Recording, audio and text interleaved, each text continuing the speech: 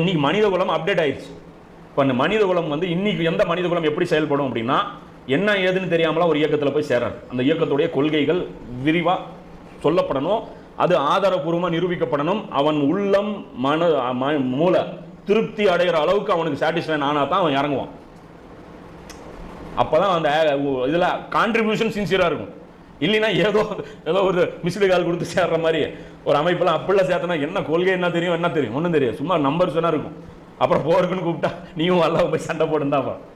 அப்போ missed call கொடுத்து சேர்த்தா அப்புறம் இன்னைக்கு இருக்கிற மக்கள் என்ன ஆயிடுவாங்க. மூசா நபி காலத்தில் அது கரெக்டு, அந்த வழிமுறை தான். ஏன்னா அவ்வளோ மெச்சூரிட்டி அவங்களுக்கு கிடையாது.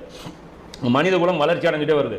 இன்னைக்கு பொறுத்த வரைக்கும் அவனை எல்லாமே அவனை புரிய வைக்கணுங்க. பார், கம்யூனிசம் ஃபெயில் ஆச்சா, கேபிட்டலிசம் ஃபெயில் ஆச்சா, இதில் இந்த பிரச்சனை இருக்கா, இதில் இப்படி பிரச்சனை இருக்கா, இங்கே எங்களுடைய முகமது ஸல்லல்லாஹு அலைஹி வஸல்லம் ரோல் மாடல் பார், இதில் எப்படி இருக்குது கவர்மெண்ட், இதில் பொருளாதார கொள்கைகள் எப்படி, இதை எடுத்து நீங்கள் மக்கள் மத்தியில் பிரச்சாரம் செய்யுங்க. அதான் நம்ம சொல்லிட்டு இருக்கிறோம். நபி ஸல்லல்லாஹு அலைஹி வஸல்லம் பொருளாதாரமும் இன்றைய நவீன பொருளாதாரம் இப்படி தான் ஒப்பிடணும். நபி ஸல்லல்லாஹு அலைஹி வஸல்லம் அவர்களுடைய சமூகமும் இன்றைய சமூகமும் இப்படி இந்த ஒப்பிடுதல் பண்ணி படித்த அந்த புத்தி இல்லை அந்த நல்லவர்களை நீங்கள் கன்வின்ஸ் பண்ணணும். பண்ண முடியும். கிலாஃபத்து பகிரங்கமாக பேசி கன்வின்ஸ் பண்ண முடியும். நாம கேட்குறோம், BMW கம்பெனி ஒரு டூத் பிரஷ் தயாரிச்சா நீங்கள் வாங்குவீங்களா மாட்டீங்களா? வாங்குவீங்க. ஏன்? அந்த கம்பெனி மேலே அவ்வளோ பெரிய நம்பிக்கை இருக்குல்ல. எல்லாத்த விட டாப் கம்பெனி இயற்கையா இல்லை ஏதாவது ஒரு இயற்கைக்கு நிகராக ஒரு மேனுஃபேக்சரிங் கம்பெனி இருக்கா? ரிலையன்ஸ் ஒரு பொருள் தயாரித்தால் இயற்கை தயாரிக்கக்கூடிய ஒரு மரத்துக்கு நிகராக அது வருமா? ஒரு மீனுக்கு நிகராக உலகத்தில் இருக்கிற KFCயில் எவ்வளோ பெரிய கம்பெனி தயாரிக்கக்கூடிய ஒரு ப்ராடக்ட் வருமா? ஒரு கோழிக்கு நிகராக ஏதோ வருமா? நம்ம படைச்சிருக்க காற்றுக்கு நிகராக ஏதோ வருமா? மலைக்கு நிகராக வருமா? அப்போ இந்த மூலையிலிருந்து ஒரு வாழ்க்கை நெறி உதிக்குதுன்னா அது எவ்வளோ சூப்பராக இருக்கு. புரியுதா இல்லையா? அல்லாஹ் இதை செஞ்சவன் உங்களுக்கு ஒரு வாழ்க்கை நெறியும் கொடுக்குறான். ஒரு பொருளாதார கொள்கையில் எதுக்கு ஒரு பார்லிமெண்ட்ல ஒரு மசோதா கொண்டு வரப்படுது. கொண்டு வர மசோதா என்ன பண்ணுறாங்க? ஆய்வு பண்ணுறாங்க, கேள்வி எழுப்பப்படுது. அதில் இருக்கக்கூடிய சாதகம் என்ன பாதகம் என்னன்னு கேள்வி எழுப்பு. ஏன்னா இந்த மசோதா தாக்கல் பண்ணவன் ஒரு மனுஷன், இதில் சில கால்குலேஷன் பண்ணாமல் இருந்திருப்பான், கவனத்துக்கு வராமல் இருந்து இருக்கும், அவன் பொசிஷன்ல இருந்து யோசிச்சிருப்பான் அப்படின்னு நினைக்கிறான். அதே அல்லாஹ் ஒரு பார்லிமெண்ட்ல ஒரு மசோதா தாக்கல் பண்ண, இது கவனத்துக்கு அவன் எதை மறந்துருப்பான், அவனுக்கு யாருடைய சாதக பாதகம் தெரியாம, விவசாயிகளுடைய நலன் தெரியாம ஒரு முடிவு எடுத்திருப்பானா? அப்ப இதை பேசும்போது உலகத்தில் இருக்கிற எவனாவது மறுத்து பேசுவானா? வானத்தை படைச்சது யாரு? இயற்கை. பூமியை படைச்சது யாரு? அல்லாஹ். எல்லாமே அல்லாங்கும் போது அவனுடைய சட்டங்கள் எப்படி இருக்குன்னு கேட்டா நல்லா இருக்காதுன்னு எவனாவது மடையம் பேசுவானா? ஆனா நாம என்ன பேசிட்டு இருக்கிறதுல முட்டாள்கள் இன்னைக்கு யார்? முஸ்லிம்கள். அல்லாஹ் சட்டத்தை படைச்சிருக்கிறது நமக்கு மட்டும்தானே தெரியும், வேற எவனுக்காவது தெரியுமா? பொருளாதார சட்டம் வானத்திலிருந்து வந்திருக்கிறது யாருக்காவது தெரியுமா? முஸ்லிம்களுக்கு தெரியும், அதுலயும் குறிப்பா உலமாக்களுக்கு தெரியும். கப்பு சுப்புன்னு உட்காந்துட்டு இருக்கிறோம். இதெல்லாம் மக்கள் மத்தியில் பிரச்சாரம் பண்ணா அது ஏற்படும். ஸோ அந்த அடிப்படையில் இன்னைக்கு வந்து எப்படி கிலாஃபத் கொண்டு வரணும்னா மக்களை கன்வின்ஸ் பண்ணி தான் கொண்டு வர முடியும். அதனால தான் ஜமாத் இஸ்லாமியங்களாம் என்ன பண்ணாங்க, மௌலானா மௌதூதி, இஸ்ரா அஹமது இவங்களாம் என்ன பண்ணாங்க, மக்களை டைரக்டாக புரியுது. அந்த தாவாக்கள் தான் நம்மளை வந்து சேருது. நமக்கு அது கன்ஃபார்ம் ஆமாம் கரெக்ட் இல்லை. வானத்தை படைச்சவன் பூமியை படைச்சவன் ஒரு சிஸ்டத்தை படைச்சானா சுபானல்ல, அந்த சிஸ்டத்தை சொல்ல என்ன அருமையா இருக்கும் அது அப்படின்ட்டு. அதுல எப்படி வாழ்ந்தாங்க மக்கள். நபி ஸல்லல்லாஹு அலைஹி வஸல்லம் அவர்களை இன்னி வரைக்கும் யார் புகழ்றாங்க?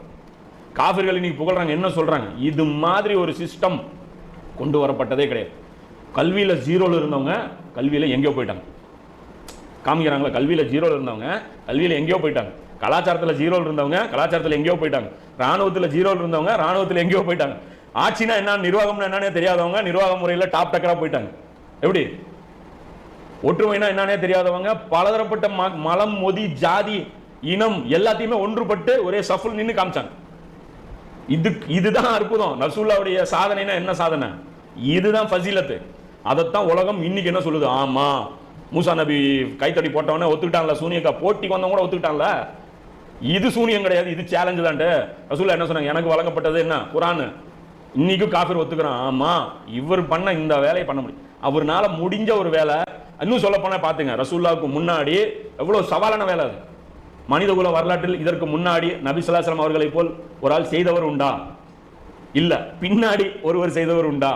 தான் காலத்திலே ஒரு தாவாவை ஸ்டார்ட் பண்ணி கிளைமேக்ஸ் வரைக்கும் கொண்டு போனவர் உண்டா? அது ரசூல்களால மட்டும்தான் முடியும். நபிமார்களால கூட அந்த மிஷனை உதவி, ஏன்னா அல்லாஹ்வுடைய உதவி அப்பதான் கிடைக்கும். அப்போ மனிதகுல எக்ஸாம்பிளும் கிடையாது ரசூலுல்லாஹ்வுக்கு. முன்னாடி ஒரு எக்ஸாம்பிளும் கிடையாது, பின்னாடி ஒரு எக்ஸாம்பிள் கிடையாது. அப்போ வேலை எவ்வளவு கஷ்டம்.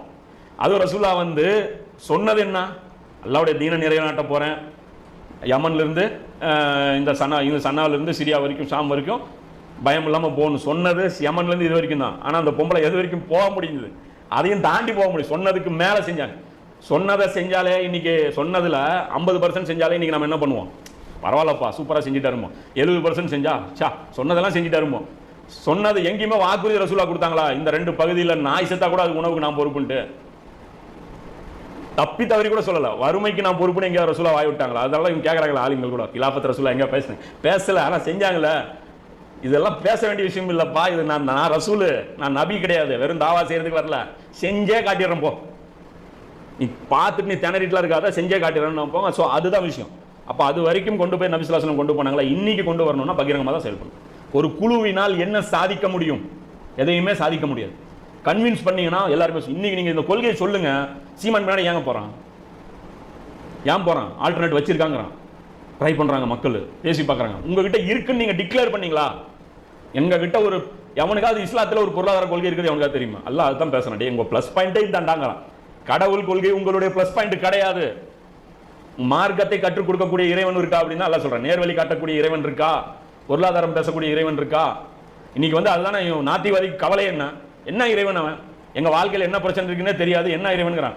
பேசுனது அதுக்காக ஒரு ரசூலை அனுப்பியிருக்காண்டா, அதுக்காக ஒரு ரசூலை அனுப்பியிருக்கான். அந்த ரசூல் உயிரை கொடுத்தாரு. அதுக்காக ஒரு தோழர்கள் தூய்மையானவங்க இருந்தாங்க.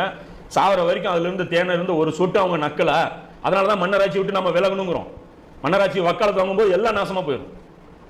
செஞ்சீங்க, ஆட்டம் போட்டீங்க, பின்னாடி போயிட்டே இருப்போம். நீங்க மட்டுமா பின்னாடி இருந்தான், செங்கிஸ்கானும் வந்தான், செங்கிஸ்கானோட போய் சேர்த்து விட்டுருவாங்க. அப்புறம் நம்ம செஞ்சதுக்கு அதான் கிலாஃபத்தோட நிறுத்துறோம். ஸோ இதுதான் விஷயம். இன்னைக்கு பொறுத்த வரைக்கும் மக்களை கன்வின்ஸ் பண்ணி தான் கிலாஃபத் கொண்டு வர முடியும். ஸோ அந்த அடிப்படையில் இப்படி தான் செயல்படணும். தனி அந்த ரகசிய கூட்டம் அதெல்லாம் அது இஸ்லாத்துக்கு அது பலூன் சேர்க்காது. அது எதுக்காக ரகசியமாக செயல்படணும்? இது தற்காத்துக்கிறது, அவ்வளோதான். நம்ம சேஃப்டி இல்லை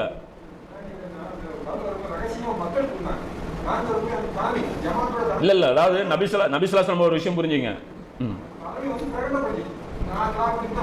அதாவது ரகசியம்ங்கிறது ஒரு 3 வருஷம் தான். ஆமாம், 3 வருஷம் தான் நபிஸ்லாஸ்லம் அவர்கள் ரகசியமாக செயல்பட்டாங்க.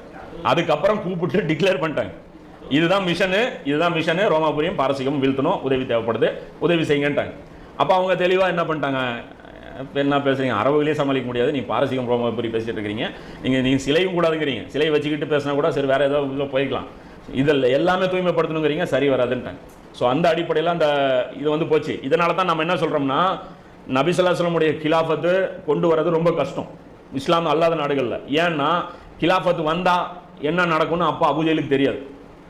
அவனுக்கு மக்சூமி குலத்துக்குன்னு ஒரு சிறப்பு வச்சுருந்தான். என்ன, மக்சூமி குலத்து பெண் திருடுனா கை வெட்ட முடியுமா? வெட்ட முடியாது. அவனுக்கு என்ன தெரியாது, கிலாஃபத் வந்தால் மக்சூமி குலத்துடைய கை வெட்டப்படுமான்னு தெரியாது.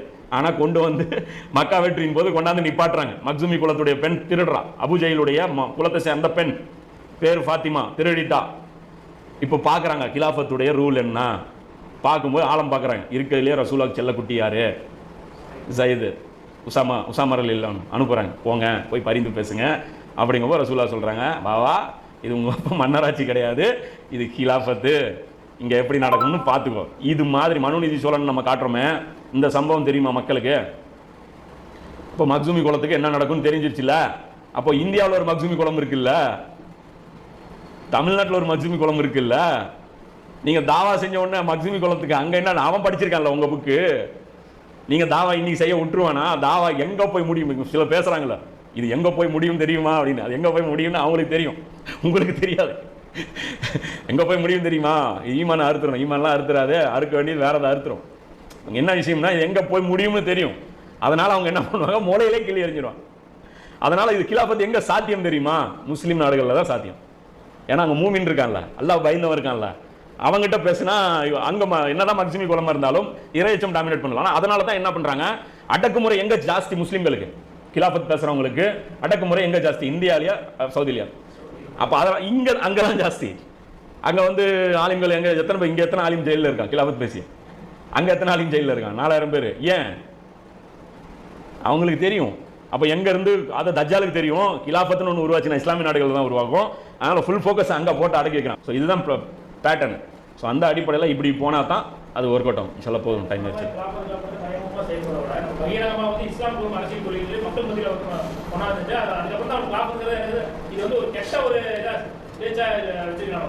அதாவது மௌலானா மௌதூதி இந்த மாதிரியான நமக்கு தெரிஞ்சதுனால அடிக்கடி அவர் பேரை சொல்கிறோம். இப்போ அந்த மாதிரியான அறிஞர்கள் எல்லாமே என்ன பண்ணாங்கன்னா, இந்த நவீன உலகம் உருவாச்சு இல்லையா, சயின்ஸ் அண்ட் டெக்னாலஜியோடைய உலகம், இந்த உலகத்தை அறிவுபூர்வமாக கன்வின்ஸ் பண்ணாங்க. பாருங்கள், டெக்னிக்கலாக பாருங்கள், ரசூலா விட ஒரு முன்மாதிரி இருக்கா, ஸோ அதே சிஸ்டம் நம்ம கொண்டு வரலாம் இல்லையா, புரியுதா? இப்போ போன ஆட்சியை பற்றி தானே இவங்க ஏங்கிட்டு இருக்காங்க, காமராஜர் ஆட்சின்னு சொல்லி அதை காமிச்சு பேசிட்டு இருக்காங்க, புரியுதா? ஒரு ராமராஜ்யம் சொல்லிட்டு இவன் பேசிட்டு இருக்கான். இந்த ஒரு ராஜ்யம் இருக்குல்ல, உமர் ராஜ்யம் ஒன்று இருக்குல்ல, அதை பேசணும்ல. ஸோ அதை எடுத்து மக்கள் மத்தியில் பேசினா எடுபடும், அதை எடுத்து பேசுகிறாங்க. 80 வரைக்கும் அது பீக்கில் போச்சு அந்த தாவா. 1920களில் இருந்து இந்த கிலாஃபத் விழுந்ததிலிருந்து 60 வருஷம் பீக்கில் போச்சு. ஆனால் பெரும்பான்மையான உலமாக்கள் என்ன பண்ணல, பெரிய பெரிய மக்தபுகள் சப்போர்ட் பண்ணல. சப்போர்ட் பண்ணி இருந்தால் ஒரு இஸ்லாமிய கிலாஃபத் நாடு உருவாகியிருக்கும். சப்போர்ட் பண்ணாமனால அவங்களுக்கு அறியாமையில் பண்ணாங்களா, எதிரிகளுக்கு விலகி போனாங்களா, அதெல்லாம் நமக்கு தெரியாது. அது மறுமையில் அல்லாவாச்சு அவங்களாச்சு அது அவங்க பதில் சொல்லட்டும். அப்போ அதுக்கு வந்து உடன்பட்ட ஒரு சூழல் ஏற்படாதனால அது உண்டாகாமல் போச்சு. ஆனால் 80க்கு அப்புறம் இவங்க ஆபத்தை உணர்றாங்க. யார்? இஸ்லாத்துடைய எதிரிகள். ஏன்? முதல் ஒரு அறிகுறியாக ஈரானியன் ரெவல்யூஷன் உருவாகுது. மக்களுக்கு ஒரு தைரியம் வருது, உயிரை கொடுத்தாவது இந்த சிஸ்டத்தை நாம் எதிர்ப்போம். சில பேர் உயிர் கொடுத்தாலும் மீதி இருக்கிறவர்கள், அதான் இவர் முக்கிய சோபா பேசுகிற மாதிரி, நாங்கள் செத்தா எங்கள் வாரிசுகள் ஆட்சிக்கு போகிறோம், ஏன்னா எல்லாம் எங்களுக்கு வாக்களிச்சிருக்கான் அப்படின்னு. ஸோ அந்த அடிப்படையில் அப்படி போயிடுவாங்கன்னு அந்த பயம் வர்றதுனால என்ன பண்ணுறாங்கன்னா, அதற்கப்புறம் ஒரு புது ஆயுதம் தஜ்ஜால் இறக்கி விடுறோம். அது என்ன அப்படின்னா தீவிரவாதம். இப்போ கிலாஃபத் பேசுகிறவங்க, ஆட்சி பேசுகிறவங்க எல்லாமே யார்? தீவிரவாதிகள்ங்கிற அந்த டார்கெட் உடனே வைக்கணும். இப்போ இன்னைக்கு என்ன ஆகி போச்சு, தாவாவும் சுருங்கிடுச்சு இதுக்கு பயந்து. கிலாஃபத் பேசினா, ஆட்சி அதிகாரம் பேசினா, இந்த சிஸ்டம் சரியில்லைன்னு பேசினா என்ன சொல்லிடுவான் நம்மளை? சிஸ்டம் சரியில்லைன்னு சொன்னால் சரி, அவங்களுடைய பிரதிநிதி பேசினா பிரச்சனை கிடையாது, ரஜினி பேசுகிறாருன்னு நினச்சிடறேன். அது அவங்களுடைய பிரதிநிதி, அவங்களே பேசிக்கிட்டா அது வேற மேட்ரு. அது என்ன சொல்கிறது, ஸ்பெஷல் ஐட்டம். அது அவங்க வந்து வேற ஸ்டோரி. உண்மையிலே சிஸ்டத்தை சரி பண்ணுறவங்க பேசினா பிரச்சனை. அப்போ அந்த சிஸ்டம் அப்படி சரி பண்ணணும் அப்படின்னு சொல்லி யாராவது பேசிடக்கூடாதுங்கிறதுக்காக தீவிரவாதங்கிற லேபிள் கொண்டு வந்து வச்சாங்க. இன்னைக்கு பார்த்தீங்கன்னா தாவா கூட பகிரங்கமாக எல்லா பகுதியிலும் செய்யறது. சில பகுதிகளில் பர்மிஷன் இருக்குது, இங்கே இருக்குது, இந்தியாவில் இருக்குது. இந்தியாவில் பர்மிஷன் இருக்குது. இதே முஸ்லீம் அல்லாத நாடுகளில் சில நாடுகளில் இல்லை. இங்கிலாந்துலாம் தாவா செய்ய முடியாது, இங்கிலாண்டில் செய்ய முடியாது. இன்னும் முஸ்லீம் எல்லா நாடுகளில், இலங்கையில் இப்போ அந்த இந்த தாக்குதலுக்கு அப்புறம் ஏப்ரல் பாம் பிளாஸ்ட் ஆச்சு, அதுக்கப்புறம் அங்கே செய்ய முடியாது. அது மாதிரி அடைக்கிடுவாங்க. அப்போ இவங்களே தீவிரவாதிகள் உருவாக்குறது யார்? இந்த தஜ்ஜாலுடைய சிஸ்டம் வச்சுருக்காங்களா, அந்த தீவிரவாதிகள் அவங்க தான். அவங்க யார்? தீவிரவாதிகள் யார்? ஐஎஸ்ஐஎஸ் இவங்களாம் யார்? அவங்க யாருன்னா மார்க்கம் மட்டும் தெரியாமல் அந்த வணக்க வழிபாடுகள் வச்சுட்டு கிலாஃபத்துக்கு எதிராக பேசினா பாருங்க, அந்த குரூப் தான் அது. அந்த குரூப் தான் கிலாஃபத்துனா என்ன, பாடம்னா என்னன்னு தெரியாமல் நாங்கள் வந்து சீர்திருத்தம் கொண்டு வர போகிறோம்னு சொல்லிட்டு கையில் ஆயுதங்களை எடுத்துகிட்டு போயிட்டாங்க. அப்போ இதுதான் வந்து ஸ்டோரி. ஸோ அதுக்கு பேட்டர்னுங்கிறது வேறு, அதுக்கு வழிமுறைங்கிறது வேறு. போதும்.